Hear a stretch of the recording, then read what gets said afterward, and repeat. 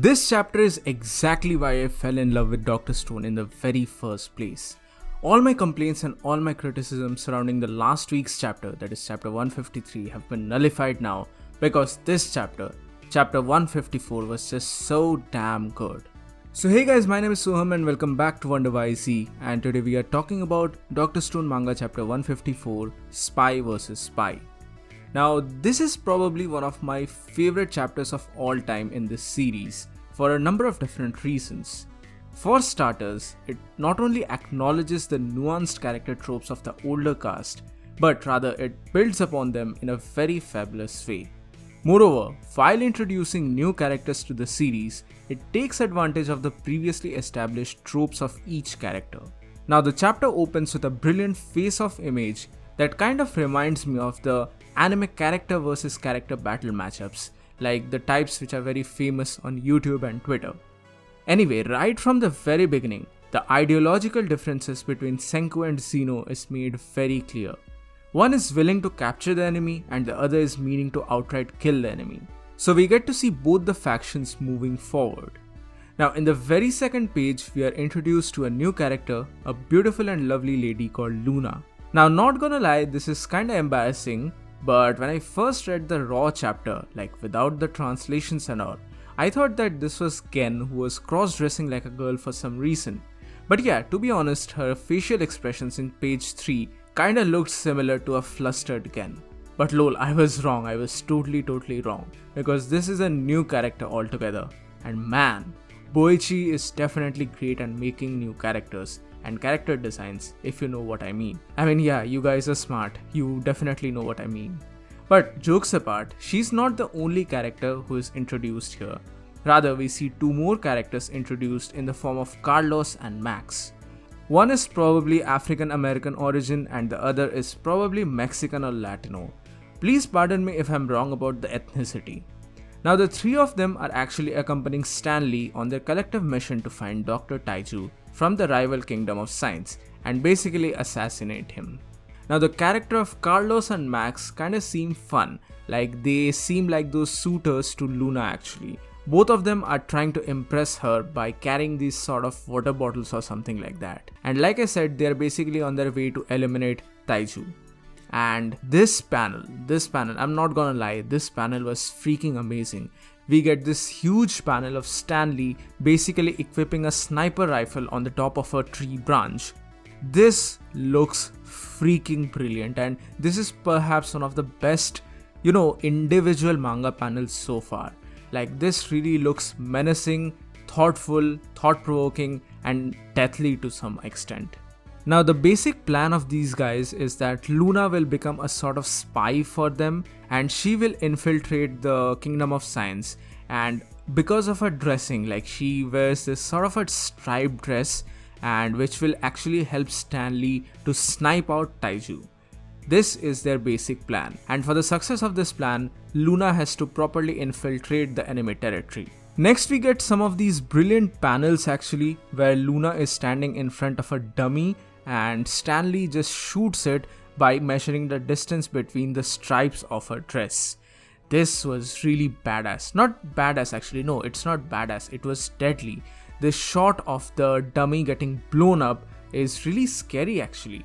Moreover, we get more information about this chapter regarding the scientific prowess of this group, especially this sniper rifle. This is a full-blown sniper rifle, which is really accurate.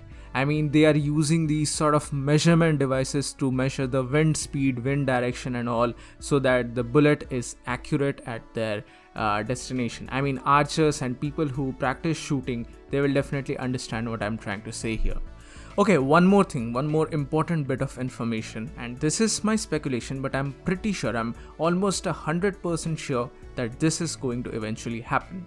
You see, the thing is that previously we were introduced to the characters of Stanley and Dr. Zeno, who were definitely intimidating, stern and serious, but it was pretty certain that not all of the characters are going to be like them.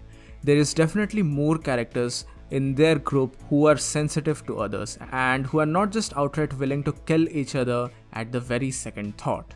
And I'm pretty certain that this girl Luna and in extension Carlos and Max are going to turn over. I mean, she is going to change sides after seeing the Kingdom of Science and their, bonding and all and everything, basically their ideologies. What I'm trying to say is that Luna will be impressed by the ideology of the Kingdom of Science, and basically how Senku deals with the situation and how he wants to revive every single human back on the planet. That's going to be like the ideological or the moral battle which we are going to see in the future chapters as well. And basically after the shot of that dummy, we see that Luna goes to infiltrate the enemy territories. She is all this bruised up and all, and she just basically shows that she's in a terrible condition and is seeking shelter in the Kingdom of Science, and she has escaped from Dr. Zeno. A very similar situation to how Gen actually tried to infiltrate the enemy quarters and all, and this is kind of similar to them as well. And that's why actually the name of the chapter is also Spy versus Spy, basically giving a contrast to the infiltration of Ken versus the infiltration of Luna. And I'm really liking this character. I won't lie, I'm really liking this character so far. And some interesting development from the side of the Kingdom of Science. What happens is that seeing the side of Luna, one particular character is really, happy to see her actually. And that's none other than Mozu. Or Mose, whatever, I don't remember the name of that guy. Mose, yeah, it was most probably Mozu. Anyway, he is super happy to see her and he thinks that she's cute and she definitely needs a place in the ship and she should be saved actually. But the other characters are kind of suspicious of her, like Ryusu and all. They are not that much trusting of her. But we see a very interesting interaction next. Senku of all people go in front of her and in a very calm and gentleman-like manner, he says that, "Are you hurt, miss? Have no fear, you're safe now." This is a very different interaction, something that not anyone was actually expecting. Everyone from Yuzuria to Kinro is actually very surprised to see Senku's, change of thought or change of nature basically. But this was some great exposition. And later on, towards the end of the chapter, we see a panel of the search and rescue team guided by Tsukasa and the others. They are basically trying to infiltrate the enemy territories and how they are going to do so. But back to the side of Kingdom of Science, Luna is on the ship and she will obviously try to complete her plot and all. But we see this great panel of Senku being Senku. He was just being this kind of gentleman for the sake of his own greed and all. And what he tries to do here is that he will extract all the information out of this girl and send a coded message to Tsukasa and the special forces so that it will help them in the infiltration of the enemy territories. This is brilliant. I mean, I was so surprised when I saw that Senku of all people was so kind and helpful to her. But then again, bam, this chapter or this panel happens and Senku reveals his true nature. And this is very much in line to his actual character. And it ends with this beautiful and intimidating panel of Senku saying Spy versus Spy. This was top-notch stuff and I am in love with this chapter. And that's how the chapter actually ends. But one more thing, behind Senku there is some sort of a box. I don't exactly know what this thing is because my scientific knowledge is not that good, but I did a quick Google search and bam, this thing is called the Enigma machine, which is basically an encryption device developed in the 20th century to protect the commercial, diplomatic and military communication. This was basically like an encryption device which is used to send coded messages to the allies or something like that. So this was great to see. I mean, the Kingdom of Science is developing at a very great pace actually, and this was really wonderful to see, or rather wonderful to read. And that's basically the chapter. That's basically chapter 154. I am super happy with this chapter, and all my criticisms regarding the previous chapter have been nullified now. And yeah, to some extent I was actually right, and chapter 153 was indeed a setup chapter for something like this. I am super excited for the future of this franchise. In the review of the previous chapter, I said that I was getting a slight death flag for a certain character, and that character for me was Suika. But now I think I am a bit wrong there. I don't think Suika death flag would be proper or something, or viable actually for this story.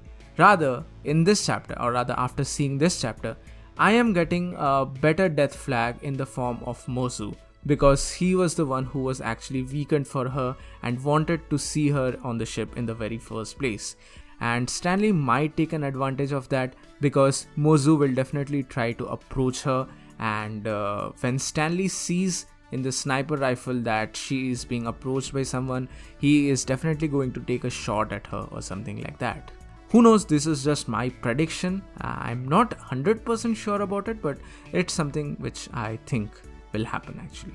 And also one more thing which I forgot to add in the first place. The character of Carlos or Max, I mean, I don't know which character it is, but the African American character kind of reminded me of Usopp from One Piece.